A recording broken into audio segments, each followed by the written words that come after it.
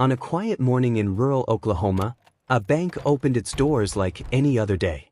There were no alarms, no screaming, no panic, just a man walking in, wearing a long coat, with a calm smile on his face. The bank manager looked up and froze. Because he knew him. They had grown up together, played in the same dirt roads, shared the same town. And now, that boy was standing inside his bank. The man didn't ask for money. He didn't threaten anyone. Instead, he walked calmly into a side room. A room filled with paper. Mortgage papers. Hundreds of them. Thousands. He stacked them into a pile. And then he set them on fire. As smoke filled the room, something extraordinary happened outside. People gathered. Not to stop him. Not to run. But to cheer. Women. Families. Some of them crying. Some of them smiling. Because in that single moment, their debts disappeared into smoke. To them, this man wasn't a criminal. He was a hero. They called him the Robin Hood of Oklahoma. The newspapers called him public enemy number one. The government called him a monster. History would struggle to decide what he truly was. But here's what no one in that cheering crowd knew. The same man would leave police officers dead in the street, would escape prisons that broke other men, would be hunted by the most powerful law enforcement agency America had ever created, and would die alone, bleeding in a cold field, at just 30 years old. So who was he really? A folk hero or a ruthless killer? A symbol of hope or a product of desperation and violence? Was he fighting the system, or was the system using him? Because the truth is, America didn't just chase Pretty Boy Floyd. America created him. This story begins during one of the darkest chapters in American history. The Great Depression. Banks collapsed. Farms failed. Families starved. And while ordinary people lost everything, the system stayed standing. In moments like these, legends are born. Not because they are good, but because people need something, or someone, to believe in. Pretty Boy Floyd didn't start as an outlaw. He didn't grow up dreaming of guns and getaways. He was a farmer's son, a husband, a father, a man shaped by poverty, betrayed by institutions, and pushed into a life he could never escape. And before this story ends, you'll understand why tens of thousands attended his funeral, why mothers hid him from the police, why children were named after him, and why even today, his name still refuses to fade. This is not the story of a bank robber. This is the story of how desperation, power, and myth collided to create one of the most dangerous and misunderstood men in American history. This is the full untold story of Pretty Boy Floyd. At the dawn of the 20th century, long before his name would terrify banks and lawmen, Charles Arthur Floyd entered the world quietly. No headlines, no drama, no prophecy of violence. Just a baby born on February 3, 1904, in the rolling hills of rural Georgia, a land shaped by red soil, sweat, and survival. Charles was the fourth of 8 children. His parents were not criminals. They were farmers, hardworking, religious, bound by tradition. His father believed in labor. His mother believed in God. And together, they believed that work and faith were the only shields against poverty. Life on the Floyd farm was not cruel, but it was unforgiving. There were no shortcuts. Children worked as soon as they could walk. Chores were not optional. Idle hands were a luxury the family could not afford. Days began before sunrise and ended only when exhaustion demanded rest. Young Charlie learned early that comfort was temporary and hunger was permanent. But even then, there were signs of something different about him. He was good-natured, quick to smile, always joking. When the work became unbearable, Charlie made his siblings laugh. Not because he wanted attention, but because laughter made hardship easier to survive. In 1911, everything changed. America was expanding westward, and Oklahoma promised opportunity. A future. So the Floyd family packed up their lives and moved west. Oklahoma was raw and restless. This land had only recently become a state. Before that, it was frontier territory, lawless, unpredictable, and unforgiving. The Floyds became tenant farmers, renting land they would never truly own. They planted cotton and corn. They harvested under the burning sun. And they lived knowing that one bad season could erase everything. Despite the hardship, the family slowly found stability. Enough to buy a vehicle. Enough to be respected. Enough to feel hopeful. But Oklahoma carried a darker undercurrent. When crops failed and money disappeared, people found other ways to survive. Moonshining. Illegal liquor. Hidden stills. Quiet deals. To outsiders, it was crime. To locals, it was survival. Charlie was still a teenager when he joined his brothers running liquor through the hills. Not because he wanted to break the law, but because the law did not feed families. In those hills, the difference between right and wrong was not written in books. It was written in empty cupboards. School was brief. Formal education ended early for most boys. 6th grade was considered enough. After that, the classroom was replaced by the land. Charlie learned the kind of education that doesn't come from books. How to read people. How to survive pressure. How to endure pain. And perhaps most importantly, how to dream. Evenings were different. After the work was done, boys gathered outside the family store. Talking. Laughing. Imagining. They spoke of places beyond the hills. Cities. Freedom. Money. And outlaws. Stories of legendary criminals filled the air. Men who defied authority. Men who lived on their own terms. To young Charlie, they weren't villains. They were proof that another life was possible. One outlaw stood above all others. A man remembered not for cruelty, but for boldness. A man who robbed banks, escaped justice, and became folklore. In Charlie's mind, this man represented something dangerous and intoxicating. Control. As the sun set over the Oklahoma hills, Charlie would sit quietly, listening to the wind through the trees. Imagining himself leaving. Not to hurt people. Not to kill. But to escape a life that felt like a cage. At this point in his life, Charles Floyd was not a criminal. He was not violent. He was not angry. He was simply a young man standing at the edge of a future that offered him nothing. And that is how tragedies begin. Not with evil, but with desperation. Soft transition line. What happened next was not sudden. It was not inevitable. But once Charlie Floyd took his first step away from home, there would be no way back. By the time Charles Floyd turned 15, the Oklahoma hills no longer felt like home. They felt small, predictable, suffocating. Every sunrise promised the same day. Every sunset delivered the same exhaustion. For a young man with ambition, that repetition felt like a life sentence. In 1919, still barely a teenager, Charlie made a decision that would quietly change everything that he left home. Not dramatically. No farewell speech. No rebellion. Just a bag.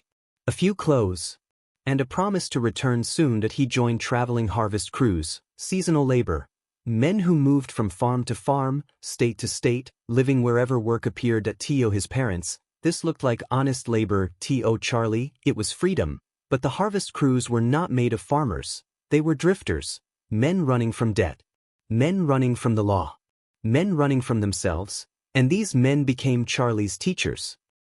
At night, after long days in the fields, they sat around fires, drinking, smoking, talking. They spoke of fights, of scams, of easy money. They laughed at the idea of rules, and for the first time, Charlie heard a dangerous idea spoken out loud. Hard work doesn't make you rich. It just keeps you tired. They taught him how to fight, not sport fighting, street fighting, how to hit first, how to hit hard, how not to hesitate, because hesitation got you hurt. They taught him how to read danger, how to sense when a situation was turning bad, how to leave before trouble arrived. These lessons were not moral, they were practical. When Charlie returned home after the harvest, he was not the same boy who had left. The jokes were still there. The charm remained, but something else had entered him. Restlessness, impatience, the hunger that farming could not satisfy. He spent less time at home, more time in pool halls, dance spots, back rooms, places where rules were flexible and reputation mattered more than honesty. Still, at this stage, Charlie was not a hardened criminal. He flirted with trouble. He didn't live in it. His first real crime was almost laughably small, a break-in, a post office, a handful of coins, but the crime itself wasn't important. What mattered was how it felt, the adrenaline, the silence before discovery. The moment when he realized something shocking, he wasn't afraid. When he was caught, the consequences were light. Neighbors failed to testify. People vouched for him. He's a good boy, they said, just sowing his wild oats. That leniency planted another dangerous seed. Rules could bend. Authority could be avoided. Consequences were negotiable. For a time, Charlie tried to straighten out. He worked legitimate jobs, oil fields, cotton farms, manual labor. The pay was better. The work was brutal, 12-hour days, hands torn raw by cotton bolls, sweat-soaked clothes, endless fatigued. At night, he attended social gatherings, pie suppers, local dances. He was popular, charismatic. Women noticed him. Dark hair, strong build, easy smile. Charlie enjoyed attention. But attention wasn't enough. He wanted more than admiration. He wanted control. In 1924, he married Ruby. She was young, beautiful, hopeful. For a brief moment, Charlie believed he could live a normal life. A home, a family, stability. Their son was born later that year. Holding that child, Charlie felt something unfamiliar. Responsibility, fear, love. But responsibility did not erase desire, and fear did not erase ambition. The reality of family life was unforgiving. Bills, food, cotton wages barely covered survival. Charlie remembered the men from the harvest crews, their stories, their freedom, their money, and then came the offer. A young thief. A partnership. An easy score. Just one job. Charlie hesitated, but hesitation had never brought him anything. In 1925, he kissed his wife and son goodbye and traveled to St. Louis. He told himself it was temporary, just a way to get ahead. The robberies were simple, small stores, service stations, nothing violent, but the rush was overwhelming. Money without sweat, control without permission. Then came the payroll job, guns drawn, shouting, fear, and success. That job crossed the final line. There was no pretending anymore. No half-dash measures, no going back to farming. When the police caught him, the consequences were no longer gentle. The court did not see a charming young man. They saw a criminal. And when the sentence was handed down, Charlie Floyd finally understood something critical. The system would never forget him now. As he entered prison, the nickname followed him, born from a reporter's description, Pretty Boy. He hated it, but it would define him forever. Slow, ominous transition. Prison was supposed to correct him. Instead, it would complete him. When Charles Floyd entered the Missouri State Penitentiary in late 1925, he was 21 years old. He had been a farmer, a husband, a father. Now, he was inmate number one more among thousands. The prison sat high above the Missouri River, its stone walls looming over the city below like a warning. Locals had a name for it, the bloodiest 47 acres in America. And it wasn't a metaphor. Inside, survival was not guaranteed. Cells were overcrowded. 7, sometimes 8 men packed into spaces meant for 2. That there was no privacy, no silence, no safety. At night, screams echoed through the corridors. Some were from pain, some from fear, some from men who never woke up again. For Charles Floyd, prison was not punishment. It was education. A brutal one. That there was no rehabilitation. No attempt to correct behavior, only dominance. You learned quickly who controlled whom. Guards ruled through fear. Inmates ruled through violence, and weakness was an invitation. Charlie understood one thing immediately. To survive, he had to disappear. No heroics, no bravado, no attention. He kept his head down, spoke when necessary, listened more than he talked. He worked wherever they sent him. The kitchen, the factory, maintenance. 12-hour days, repetitive labor. But even work offered no protection. Guards demanded bribes. If you couldn't pay, you paid another way. Beatings. Isolation. Worse, Charlie watched men get destroyed, some physically, some mentally. He saw inmates stabbed over insults, strangled over rumors, beaten for refusing favors. Justice did not exist here. Only rules enforced by pain, and slowly, something inside him hardened, empathy dulled. Trust vanished. That he stopped believing in fairness. That he stopped believing in mercy. One man stood out to him. A bank robber. Quiet. Observant. A man who understood the system. That he told Charlie something simple and devastatingly true. When you get out, you'll never be one of them again. That sentence stayed with him, because Charlie knew it was right. Outside those walls, he would always be an X-con.no. Good job. No second chances. The system had already decided what he was. Prison didn't make him violent. It convinced him violence was necessary. By the time his release date approached in early 1929, Charlie had made two promises to himself. The first, he would never return to prison. The second, he would never be taken alive. When he walked out of those gates on March 7, 1929, he was no longer Charles Arthur Floyd. He was something new, something sharpened. He didn't go home. Home meant temptation to be normal, and normal was no longer possible. Instead, he went to a city where corruption wore suits and crime operated in daylight. Kansas City. Kansas City in the late 1920s was not just a city. It was a machine, run by politicians, protected by police, fueled by crime. That if you had money, you had immunity. For Charlie Floyd, it felt familiar. The same rules as prison, just without the walls. Here, criminals weren't hunted. They were tolerated, protected, sometimes even welcomed. And for the first time since his release, Charlie felt something dangerous, belonging. But freedom came at a cost. Police watched him constantly, every move monitored. Every stop questioned. That he was free, but never invisible. He tried relationships, tried companionship, but nothing lasted. Trust was fragile, betrayal was common. And then came the news that broke whatever restraint remained. Ruby had filed for divorce. Charlie didn't fight it. He knew the truth. That he wasn't built for normal life anymore. Prison hadn't just taken years from him. That it had taken his future. That realization didn't make him sad. It made him decisive. That if the world refused to give him a place, he would take one. Kansas City didn't turn Charlie Floyd into a criminal. That it gave him the tools to become a legend. Kansas City in 1929 was not governed by law. It was governed by permission. Permission to drink during Prohibition. Permission to gamble. Permission to steal, as long as the right people were paid. The city lived two lives. Above ground, jazz clubs glowed under neon lights, dance halls stayed open until dawn, and alcohol flowed freely despite federal bans.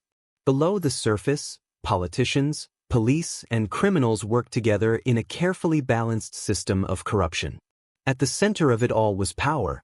And power in Kansas City belonged to men who never carried guns themselves. For Charles Floyd, this city felt disturbingly familiar. It followed the same logic as prison. Obey the hierarchy. Respect the rules, even if they weren't written. And never draw attention unless you were prepared to survive it. He was introduced to the city's underworld quietly. No grand initiation. No celebration. Just shadowy bars. Back rooms. Men who spoke softly and listened carefully. These were professionals. Bank robbers. Safecrackers. Smugglers. Men who treated crime like a business, not an impulse. Charlie watched them closely. He didn't brag. He didn't exaggerate. He learned. Kansas City taught him patience. It taught him planning. And most importantly, it taught him restraint. Violence was a last resort here. Not because of morality, but because violence attracted attention. And attention was dangerous. Still, the police never stopped watching him. As an ex-con, Charlie was followed constantly. Questioned. Stopped. Harassed. Freedom had conditions. It didn't take long for him to realize something. Kansas City would never fully accept him. He was tolerated, not trusted. And tolerance could vanish overnight. So when an opportunity came from outside the city, Charlie didn't hesitate. An Ohio-based gang. Experienced robbers.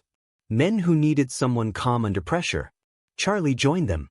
And with that decision, he stepped fully into a new life. The robberies were efficient. Small-town banks. Quick entries. Clean exits. No unnecessary violence. Just enough fear to control the room. Charlie proved himself quickly. He stayed calm while others panicked. He gave clear instructions. He didn't shout. That calm became his signature. But crime has momentum. and momentum demands escalation. In early 1930, a robbery went wrong.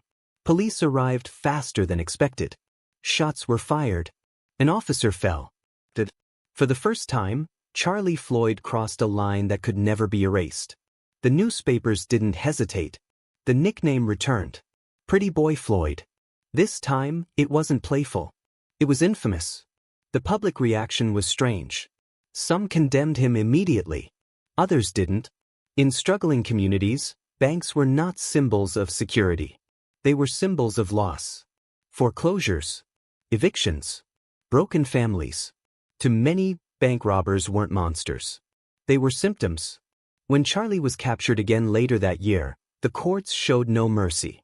Long sentences, harsh words, no sympathy. But Pretty Boy Floyd would not stay behind bars. He escaped. This escape transformed him. From criminal to symbol. From man to myth. Newspapers exaggerated his exploits. Rumors spread. Every bank robbery across the Midwest was blamed on him. Accuracy no longer mattered. Reputation did. And reputation made him dangerous. By the time he returned to Oklahoma, the country was collapsing. The Great Depression had tightened its grip. Banks failed. Jobs vanished. Families starved. And into this chaos walked a man with a gun, a plan, and a reputation. Pretty Boy Floyd was no longer chasing money. He was chasing meaning. What happened next would cement his place in American history. Not as just another outlaw, but as a legend half the country would protect and the other half would hunt. By the time Pretty Boy Floyd returned to the Cookson Hills of Oklahoma in 1931, America was breaking. Not metaphorically. Literally. The Great Depression had crushed the country's backbone. Banks collapsed overnight. Savings vanished. Farms failed. Families who had worked land for generations were evicted by pieces of paper signed in distant offices. To the government, this was an economic crisis. To ordinary people, it was a death sentence. In rural America, banks were no longer institutions of trust. They were executioners. Foreclosure notices arrived without mercy. Men who had never asked for help were forced to beg. Children went hungry while bankers kept their doors locked. And then Pretty Boy Floyd came home. He didn't arrive as a fugitive. He arrived as one of them. A local boy. A son of the hills. He knew every back road. Every hollow. Every cave. He knew who could be trusted and who could not. In these hills, the law was an outsider. Floyd was not. At first, the robberies followed familiar patterns. Small-town banks. Quick entries. Fast escapes. But something had changed. Floyd no longer robbed banks only for money. He robbed them for message. During several robberies, he did something unexpected. Instead of asking only for cash, he demanded mortgage records. Stacks of paper that represented decades of debt. Homes lost. Farms seized. Families ruined. He took those papers outside, in full view of the public, and he burned them. To the people watching, this was not theft. It was justice. Men cried. Women cheered. Some knelt in disbelief. Their debts reduced to smoke. Word spread faster than any newspaper. Pretty Boy Floyd wasn't just robbing banks. He was freeing people. He gave money to struggling families, paid for groceries, bought Christmas gifts for children who otherwise would have had none. In communities abandoned by the system, he became something rare. A protector. The media seized the story. Headlines romanticized him. Robin Hood of Oklahoma. A hero to the poor. The government saw something else. The threat. Floyd's popularity terrified officials. Because he exposed an uncomfortable truth. The public trusted a criminal more than its institutions. Law enforcement intensified the hunt. Rewards were posted. Posse after posse was sent into the hills. And each time, they failed. People hid him, fed him, warned him. Not because they feared him, but because they believed in him. But legends demand sacrifice. And Floyd's legend came at a cost. As his reputation grew, so did the violence. Banks armed themselves. Guards became nervous. Police arrived faster. Shootouts became inevitable. Lawmen died. Some deservedly, some tragically. And with every death, the line between hero and villain blurred further. Floyd himself seemed conflicted. He never denied the killings. But he never celebrated them either. To some reporters, he spoke openly about banks, about greed, about injustice. But beneath the bravado, there was fatigue. Being hunted constantly changes a man. Sleep becomes shallow. Trust evaporates. Every stranger is a potential threat. Floyd began carrying his weapon constantly. Even while resting. Even while eating. He slept with his gun within reach. And still, he refused to stop. In his mind, if the system was violent, then resistance had to be violent too. The government escalated. State forces were no longer enough. Federal attention turned toward him. Washington noticed. Pretty Boy Floyd was no longer a regional problem. He was becoming a national symbol. And symbols are dangerous. Because once they exist, they can't be controlled. The man who had once wanted freedom was now trapped by his own legend. And the forces aligning against him were far more powerful than any bank or sheriff he had faced before. By 1931, Pretty Boy Floyd was no longer just running from the law. He was running from himself. The myth had grown too large, too loud, too dangerous. Every newspaper headline made him bigger than he wanted to be. Every rumor added another layer he could not control. People spoke his name as if he were invincible. Floyd knew better. He felt the exhaustion first. Sleep became fragmented. Minutes at a time. Always listening. Always alert. Every snapping twig felt like betrayal. The Cookson Hills, once his sanctuary, began to feel like a trap. The caves were colder. The paths more exposed. The faces less familiar. With fame came pressure. Young criminals sought him out. Men with guns but no discipline. Men who wanted glory, not survival. Floyd despised them. They did too much. They panicked too easily. They made mistakes. But isolation was worse. And so he accepted companions he did not fully trust. That decision would haunt him. Robberies became more frequent. Not because Floyd wanted more money, but because running costs resources. Weapons. Vehicles. Bribes. Safe houses. Every robbery increased the odds of bloodshed. Banks hired armed guards. Police arrived quicker. Sirens echoed sooner. The first killing had changed Floyd. The next ones hardened him. There is a lie often told about outlaws. That violence comes easily. It doesn't. At first. Witnesses later described Floyd as calm during robberies. Soft-spoken. Almost polite. But when shots were fired, his response was immediate. Instinctive. Deadly. Lawmen began dying across the Midwest. Some in ambushes. Some during escapes. Some simply at the wrong place at the wrong time. Each death carried consequences. Rewards increased. Manhunts expanded. The press sharpened its language. Floyd stopped being Robin Hood. He became public enemy. At night, when the noise faded, guilt surfaced. He drank more. Spoke less. Laughed rarely. Those close to him noticed the change. He no longer enjoyed the admiration. He tolerated it. Children still admired him. That disturbed him the most. He refused photographs. Refused interviews. Refused celebration. Because deep down, he understood something terrifying. The legend was no longer helping the poor. It was feeding itself. And legends demand blood. In several robberies, Floyd attempted restraint. He ordered companions not to shoot. To stay calm. To leave early. They didn't always listen. One particular robbery shattered something inside him. A police officer died, young, newly married. The papers printed his name. His wife's photograph. Floyd read every word. He did not deny responsibility. But he stopped reading newspapers after that. His behavior changed. He grew paranoid. Switched hideouts constantly. Never stayed in one place more than a night. He trusted fewer people. And punished betrayal brutally. Informants began disappearing. Not proven. Not documented.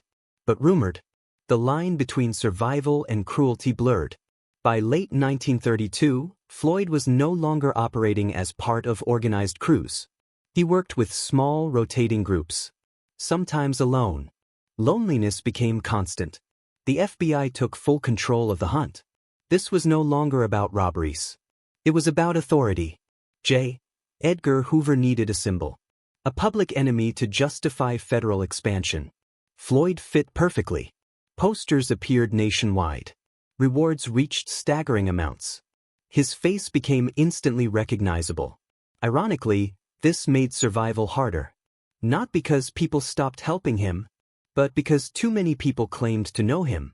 Every rumor had to be investigated. Every potential ally questioned. Floyd began moving constantly. But Missouri, Kentucky, Indiana. Each move drained him further. Physically, he aged rapidly. Weight dropped. Hairline receded. Eyes hollowed. The charming young man from Oklahoma was disappearing. One former associate described him later. He wasn't afraid to die. He was tired of running. Yet he kept running. Because surrender meant prison. And prison meant erasure. Floyd preferred death to being forgotten behind walls. The irony was cruel. The man who once burned mortgage papers to free families was now hunted so relentlessly that he could barely breathe. He had become what the system needed him to be. A monster. The legend was collapsing.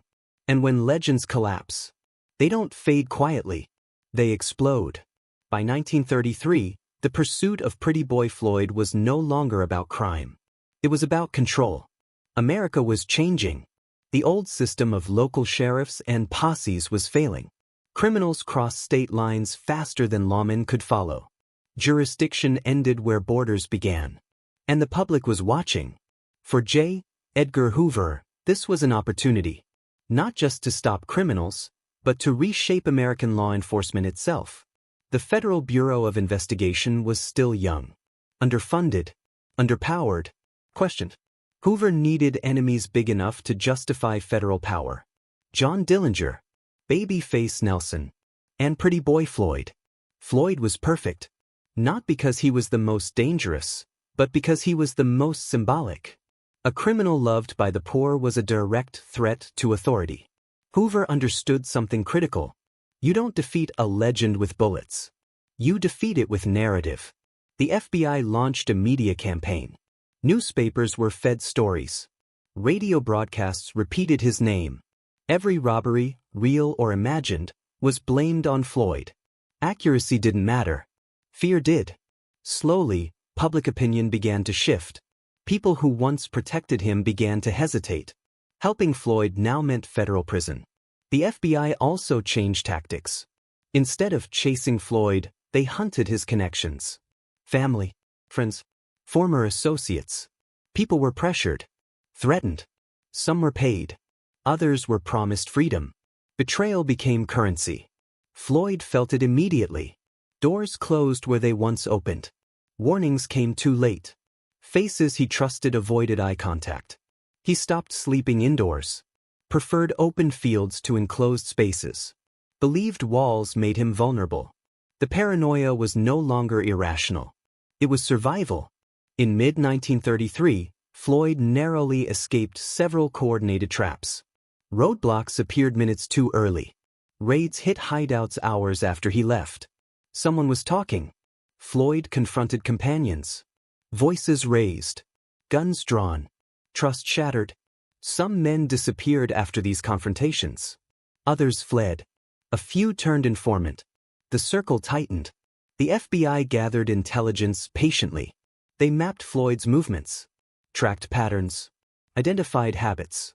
He favored rural areas, preferred dawn and dusk travel, avoided cities unless necessary, and he still visited familiar places. That was his weakness. Family connections were impossible to sever completely, no matter how dangerous they became. In early 1934, the FBI shifted focus to Ohio, a state Floyd believed was safer. Less familiar faces. Less recognition. But Ohio was not Oklahoma. People there didn't see him as a folk hero. They saw a fugitive. On October 22, 1934, the FBI received credible information. Floyd was nearby. Very nearby. Agents moved quickly. Quietly. No sirens. No warning. The plan was simple. Corner him in open terrain. Force surrender. Or end it. Floyd sensed something was wrong. Witnesses later said he looked restless, anxious, distracted. He avoided roads, cut through fields, moved without direction. By late afternoon, the hunt reached its final phase. Pretty Boy Floyd was 30 years old. He had been on the run for years. But this time, there would be no escape. By the morning of October 22, 1934, Pretty Boy Floyd was exhausted. Not the kind of exhaustion sleep fixes, but the kind that seeps into bones. 4 days, he had been moving almost constantly. Through woods, across farmland, along fence lines and creek beds. He hadn't eaten properly, barely slept. His clothes were torn, his shoes soaked. And yet, he kept moving. Floyd believed one thing above all else. If he stopped, he died. Ohio felt wrong. The land was unfamiliar. The people colder. There were no friendly back roads. No silent protectors. He was alone. Around midday, witnesses later recalled seeing a man emerge from the woods. Disheveled. Bearded. Clearly not a farmer. He approached a farmhouse. Not with confidence, but with desperation. Inside lived a woman named Mrs. Conkle. She would later tell reporters that the man at her door was polite, soft-spoken, almost gentle. He asked for food. Nothing more. She hesitated. But this was Depression-era America. You didn't turn hungry men away. She fed him. As he ate, Floyd relaxed. Just a little. Enough to talk. Enough to smile. He didn't threaten. Didn't boast. Didn't reveal his name. But Mrs. Conkle knew something wasn't right. And after he left, she made a decision that would echo through history. She contacted authorities. Within hours, the FBI knew exactly where to look. Agents spread out silently. They didn't rush. They didn't shout. They waited. Later that afternoon, Floyd was spotted again. This time walking along a road. Alone. Carrying a pistol. He noticed vehicles slowing. Men watching too carefully. Instinct kicked in. He ran. What happened next depends on who you believe. According to official reports, agents identified themselves. Ordered Floyd to surrender. He raised his weapon. Shots were fired. Floyd attempted to flee. Was struck multiple times. Collapsed in a field. He allegedly refused medical help. And died shortly after. Case closed.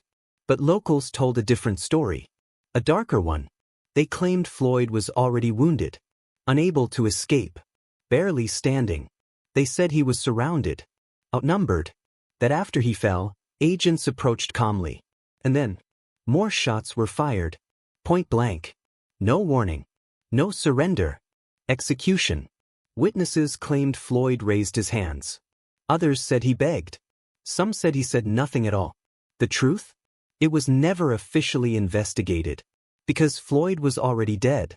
When reporters arrived, the story was already written. Public enemy number 1 killed in shootout. His body was photographed. Displayed. Transported. The legend was useful, even in death. Floyd was 30 years old. Younger than many of the men who killed him. In his pockets, a small amount of cash. A gun. Personal items. Nothing extraordinary. And yet, when his body was returned to Oklahoma, something unbelievable happened. Tens of thousands came to see him. Not criminals. Not gangsters. Farmers. Workers. Mothers. Children. They lined the streets. Filled churches. Overflowed cemeteries. It was the largest funeral Oklahoma had ever seen. The government was stunned. They had killed a criminal. But somehow, they had created a martyr. To the FBI, Floyd was a killer. A menace. A threat. To the people, he was something else entirely. A man who burned mortgage papers. Who humiliated banks. Who gave money away. A symbol. And symbols don't die easily. When Pretty Boy Floyd died, the bullets stopped. But the argument didn't. Almost immediately, America split into two sides. On one side, the government, the newspapers, the FBI. They called him a murderer, a psychopath, a threat to civilization. On the other side, the poor, the farmers, the unemployed. They called him a protector, a rebel, a man who fought back. Both were telling the truth, and both were lying. Floyd was not a saint. He killed men. Some were law enforcement. Some were not. There was nothing romantic about bullets tearing through bodies. But he was also not the monster he was painted to be. He didn't rob banks to get rich.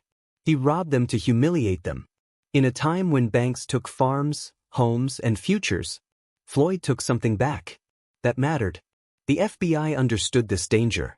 That's why Floyd had to be destroyed, not just physically, but symbolically. His story was simplified, flattened. Complexity was removed. Because complexity creates sympathy, and sympathy creates resistance. Floyd's name became shorthand for chaos.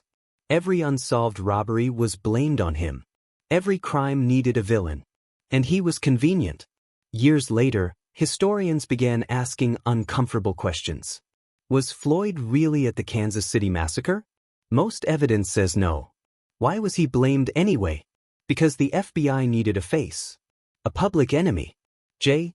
Edgar Hoover's rise to power coincided perfectly with Floyd's downfall. Funding increased. Authority expanded. Federal policing was born. And it was built on fear. Floyd's death wasn't the end of an outlaw era. It was the beginning of a surveillance era. Fingerprints. Files. Nationwide databases. The system learned. By the time future criminals emerged, escape was impossible. Floyd was the last of something. The last outlaw who could disappear into community support. The last criminal protected by silence. After him, nobody was safe. His son, Dempsey Floyd, grew up quietly, served his country, lived a lawful life. He defended his father's humanity, not his crimes. And that distinction matters. Today, Pretty Boy Floyd still exists. Not as a man, but as a question. What happens when the system fails people long enough that they cheer for criminals? What happens when law becomes weaponized and justice becomes selective? And most importantly, who gets to write history? Because whoever controls the story controls the verdict. Pretty Boy Floyd died in a field in Ohio. But the debate over who he really was never ended. Pretty Boy Floyd is gone. But the question he left behind never really disappeared. Was he a ruthless criminal, or a symptom of a broken system? History rarely gives us clear answers. It gives us fragments. And it's up to us to decide what they mean. If this documentary made you pause, if it challenged what you thought you already knew, then it did exactly what it was meant to do. I invite you to share your thoughts below. Not for likes. Not for the algorithm. But because history only stays alive when people engage with it. This film was produced by Epic Lens, a channel dedicated to exploring history beyond headlines, beyond myths, and beyond easy answers. If you value stories that question power, challenge narratives, and treat history with honesty and depth, consider subscribing to Epic Lens. Because the past isn't dead. We're still living with it.